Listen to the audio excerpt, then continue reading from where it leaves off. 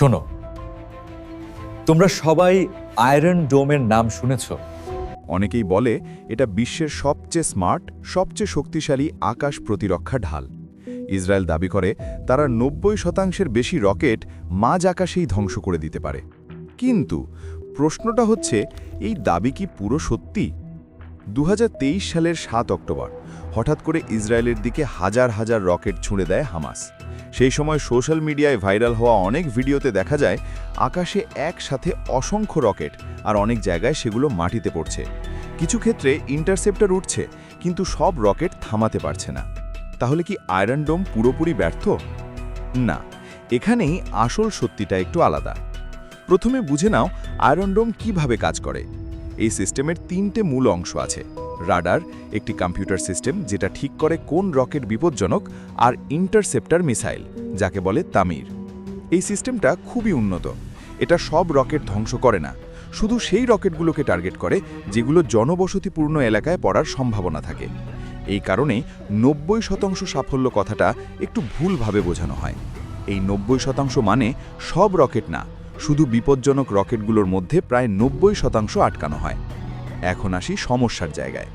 7 অক্টোবরের হামলাটা ছিল একটা স্যাচুরেশন অ্যাট্যাক, মানে একসাথে এত বেশি রকেট ছোড়া হয়েছিল যে কোনো সিস্টেমের পক্ষেই সব কিছু সামলানো কঠিন ছিল। বিভিন্ন বিশ্লেষণে বলা হয়েছে সেই সময় কিছু এলাকায় আয়রন ডোম চাপের মুখে পড়েছিল এবং সব রকেট আটকাতে পারেনি। কিন্তু 50% সাফল্য বা পুরো ব্যর্থ, এগুলো নিশ্চিতভাবে প্রমাণিত তথ্য না। যুদ্ধের সময় অনেক ভিডিও, অনেক দাবি, সবই সবসময় যাচাই করা যায় না। আরেকটা গুরুত্বপূর্ণ বিষয়, খরচ। হামাসের মতো গ্রুপ খুব সস্তা রকেট ব্যবহার করে, আর আয়রন ডোমের প্রতিটি ইন্টারসেপ্টর অনেক বেশি দামি। তাই এটা একটা কস্ট ইমব্যালেন্স তৈরি করে, যা দীর্ঘমেয়াদে বড় চ্যালেঞ্জ। আরেকটা সীমাবদ্ধতা হলো, যদি একসাথে খুব বেশি রকেট আসে তাহলে সিস্টেমের ট্র্যাকিং এবং রেসপন্স ক্যাপাসিটি সীমায় পৌঁছে যেতে পারে। এটাকে বলে স্যাচুরেশন প্রবলেম। তবে এটাও সত্যি, আয়রন ডোম একেবারে অকেজো না।